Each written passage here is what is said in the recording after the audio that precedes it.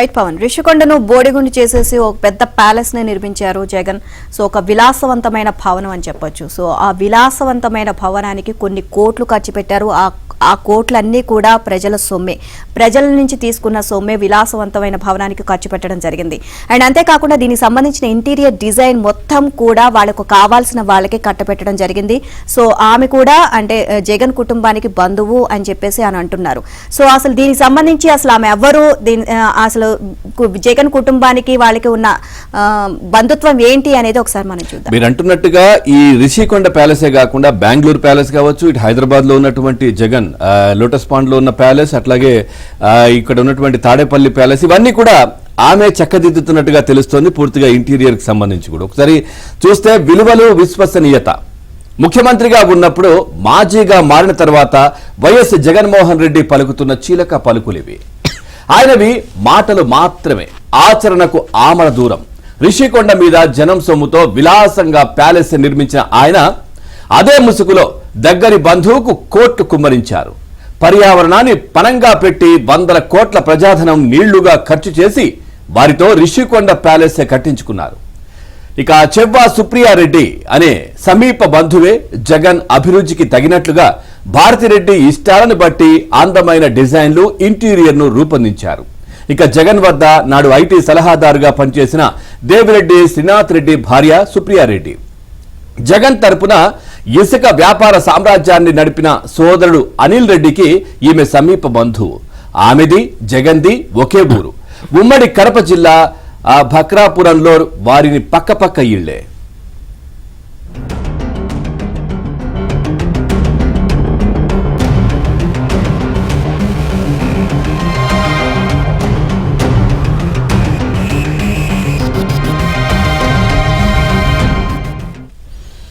సుప్రియారెడ్డికి చెందిన Pantheon designs India private limited కంపెనీకి Rishikonda tourism project designs, architectural, interior project ను ఇచ్చారు. ఒక్క రిషికొండనే కాదు, రాష్ట్రంలోని టూరిజం ప్రాజెక్టులన్నీ ఈ సంస్థకి అప్పగించినట్లుగా నాటి జగన్ ప్రభుత్వం ఓ నోట్ ఫైల్లో పేర్కొంది. అయితే ఆ కంపెనీకి ఏ ప్రాతిపదికన వర్క్ ఇచ్చారు, ఆ సంస్థకు ఉన్న అర్హతలు, అనుభవం ఏ పాటివో ఎవరికీ తెలియదు. అసలు ఆ సంస్థకు టెండర్ ఎలా ఇచ్చారు అనేది ఆ శాఖలో ఉన్న వారికి తెలియదు. కానీ ఆ సంస్థే రిషికొండ ప్రాజెక్టులో కర్త కర్మ క్రియగా నిలిచింది. ఇక ఆ సంస్థ పేరిట సుప్రియారెడ్డిని చక్రం తిప్పారు. ఫలితంగా ఆ ప్రాజెక్టు వ్యయం 500 కోట్లకు చేరుకుంది. ఇందులో సుప్రియారెడ్డికి చేరింది ఎంత, నికరంగా ప్రభుత్వం రిషికొండపై ఖర్చు పెట్టింది ఎంతో తేలాల్సి ఉంది. ఇది తేలాలి అంటే సర్కార్ రిషికొండ ప్రాజెక్టు వర్కులపై సెట్తో ప్రత్యేక దర్యాప్తు చేయించాలని పర్యావరణ, ఆర్థికవేత్తలు డిమాండ్ చేస్తున్నారు.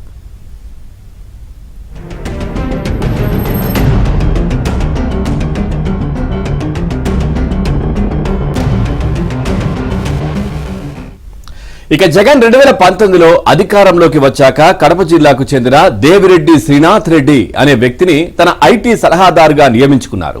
అయితే అప్పటికే ఆయన భార్య సుప్రియారెడ్డి జగన్ భవనాలను చక్కదిద్దుతున్నారు. జగన్ కు చెందిన బెంగళూరు, హైదరాబాద్ లోని లోటస్ పాండ్ ప్యాలెస్ లకు ఆర్కిటెక్చర్, ఇంటీరియర్ డిజైన్లు, ఇంకా అదనపు హంగులు అద్దినది ఆమెనే. అయితే అప్పటికీ ఆమెకు ప్రత్యేకంగా కంపెనీ లేదు. 2019లో మేలో జగన్ అధికారంలోకి వచ్చాక తాడేపల్లిలోని తన ప్యాలెస్ ను క్యాంప్ ఆఫీస్ గా చేసుకున్నారు.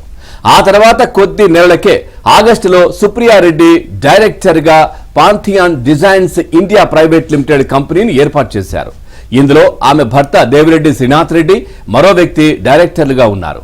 తాడేపల్లి ప్యాలెస్ ను పూర్తి స్థాయి క్యాంప్ ఆఫీస్ గా మార్చాక అందులో ఆర్కిటెక్చురల్, ఇంటీరియర్ డిజైన్స్ సుప్రియారెడ్డియే చేశారని R&B వర్గాలు చెబుతున్నాయి. ఆమె డిజైన్స్ నచ్చిన తర్వాతే జగన్ కుటుంబం సుప్రియకు రిషికొండ ప్రాజెక్టు బాధ్యతలను అప్పగించినట్లు అధికార వర్గాలు చెబుతున్నాయి.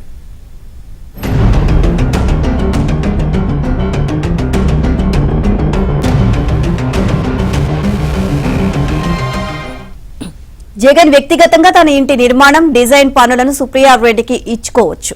ఇందులో ఎవరికి ఎలాంటి అభ్యంతరం ఉండదు. కానీ రిషికొండ ప్రాజెక్టు ప్రభుత్వానిది. ప్రభుత్వ నిధులతో చేపట్టే ఏ ప్రాజెక్ట్ అయినా ఒకరికి అప్పగించాలి అంటే నిర్దిష్టమైన మార్గదర్శకాలు ఉంటాయి. టెండర్లు పిలవాలి, అర్హత ఉన్న కంపెనీలను ఎంపిక చేయాలి, ఆ తర్వాతే వర్క్ ఆర్డర్ ఇవ్వాలి. మరి సుప్రియారెడ్డికి చెందిన పాంథియాన్ డిజైన్స్ కు ఏ ప్రాతిపదికన రుషికొండ ప్రాజెక్ట్ అప్పగించారు? ఇప్పుడు ఇదే పెద్ద ప్రశ్న.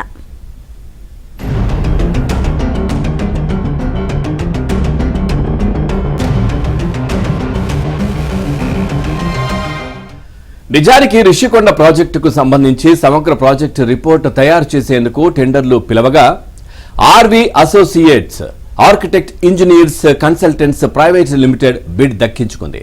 ప్రాజెక్టు వ్యయంలో 3% ఫీజుగా ఆ సంస్థకు ఇచ్చేలా ఒప్పందం ఉంది. మరి Pantheon designs India private limited కంపెనీని ఎలా ఎంపిక చేశారు?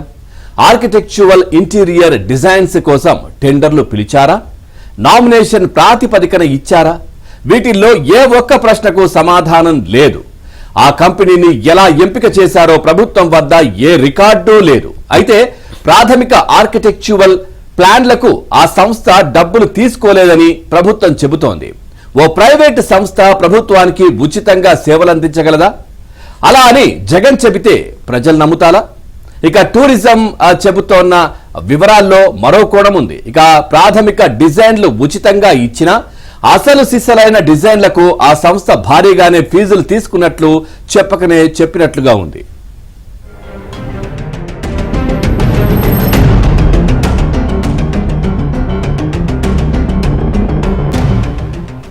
రిషికొండ ప్యాలెస్ బడ్జెట్ ఎంత? తొలుత ఎన్ని కోట్లతో నిర్మించాలి అనుకున్నారు? ఆ తర్వాత ఎన్ని కోట్లకు చేరిందో తెలిస్తే జగన్ అభిష్టాల విలువ ఎంతో ఖరీదు తెలిసిపోతుంది. ఫేజ్ 1, ఫేజ్ 2 భవనాల నిర్మాణాల కోసం 120 కోట్లు వ్యయం కానుంది అని అంచనా వేశారు. కానీ ఇప్పుడు మొత్తం వ్యయం 450 కోట్ల పైమాటే. ఇందులో అందాల కోసమే 120 కోట్లపైనే ఖర్చు పెట్టినట్లు తెలిసిందే. బహిరంగ మార్కెట్లో 100 రూపాయలకు దొరికే వస్తువును అంతర్జాతీయ ప్రమాణాలు పేరు చెప్పి 1000 రూపాయలకు పైనే కొనుగోలు చేయించినట్లు చెప్తున్నారు.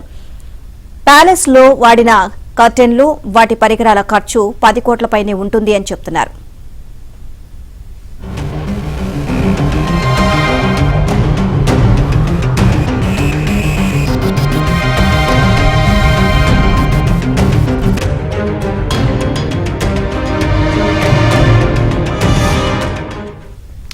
జగన్ మళ్లీ అధికారంలోకి వస్తారు. ఆయన భారతీయ కుటుంబం రిషికొండ ప్యాలెస్ లో నివాసం ఉంటారు. క్యాంప్ ఆఫీసు ఇక్కడే ఉంటుందన్న ధీమాతో ప్రభుత్వ సొమ్మును మంచినీళ్ల ప్రాయంలా ఖర్చు పెట్టేశారు. ఇప్పటి వరకు అక్కడ ఎంత ఖర్చు పెట్టారు, ఏ కేటగిరీలో ఎంత వ్యయం చేశారో ఆడిటింగ్ జరగలేదు. ఏ పనికి ఎంత మేర నిధులు వాడాలనో పరిమితి లేదు. దీంతో అడిగినంత ఇచ్చేశారు. నచ్చినట్లుగా పరికరాలు కొన్నారు. ప్రజాధనాన్ని, పర్యావరణాన్ని పనంగా పెట్టి రిషికొండ ప్రాజెక్టును ముందుకు తీసుకువెళ్లారు. ఈ ప్రాజెక్టులో అధికార నిధుల దుర్వినియోగం బయటకు రావాలంటే ప్రత్యేకంగా సిట్తో విచారణ చేయించాలని పర్యావరణ ఆర్థికవేత్తలు కోరుతున్నారు. ఏమాత్రం అనుభవం లేని సుప్రియారెడ్డి కంపెనీకి కాంట్రాక్ట్ ఎలా ఇచ్చారో నిగ్గు తేల్చాలని, ఇందులో జగన్ ఇతరుల పాత్రపై విచారించాలని వారు కోరుతున్నారు.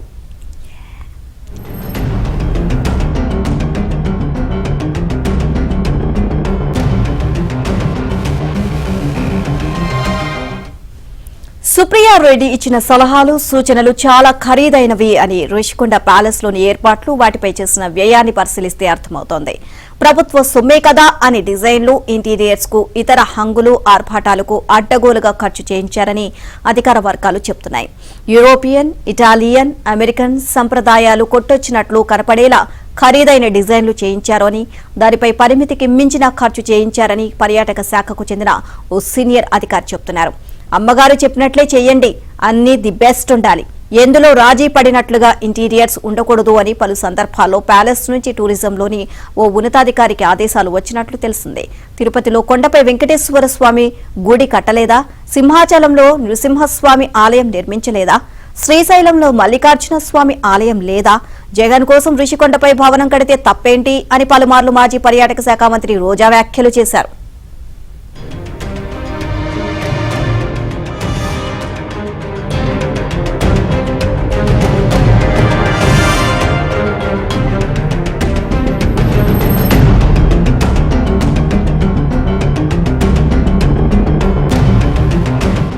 నిర్మాణమని, న్యాయస్థానాల్లో కేసులు వేస్తే అక్కడ కూడా అబద్దాలే చెప్పారు. వాటిని విశ్వసించిన న్యాయమూర్తులు కమిటీని వేసి వాస్తవాలు తెలుసుకున్నారు.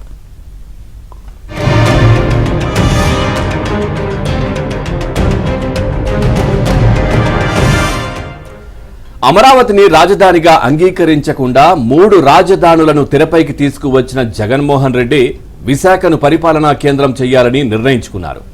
అందుకు అవసరమైన భవనాలను వెదికారు. ఎక్కడ ఆశించిన స్థాయిలో తన కోసం కార్యాలయం లభించకపోవడంతో రిషికొండపై కన్నేశారు. అక్కడ అప్పటికే 60 గదులతో నడుస్తున్న రిసార్ట్స్ ను కూలగొట్టి రాజభవంతి నిర్మించాలనుకున్నారు. సుమారు 9.8 ఎకరాల విస్తీర్ణంలో 4.7 ఎకరాల్లో నిర్మాణాల కోసం 22 ఎకరాల కొండను తవ్వేశారు. కానీ 70 ఎకరాల్లో నిర్మాణాలకు అనుమతి కావాలని మహా విశాఖ నగరపాలక సంస్థకు దరఖాస్తు చేశారు. వాస్తవానికి అదంతా కోస్తా నియంత్రణ మండలి పరిధిలో ఉన్న ప్రాంతం. భారీ నిర్మాణాలు చేపట్టకూడదు. ఈ విషయం తెలిసి ఆ శాఖకు తప్పుడు సమాచారం ఇచ్చారు. భవనాలు కూలగొట్టిన 4.7 ఎకరాల్లోనే నిర్మాణాలు చేపడతామని దరఖాస్తు చేశారు. అందులో పర్యాటకుల కోసం 7 నక్షత్రాల హోటల్, కన్వెన్షన్ సెంటర్లు నిర్మిస్తామన్నారు. ఇక దీంతో షరతులతో కూడిన అనుమతి కేంద్రం ఇచ్చింది.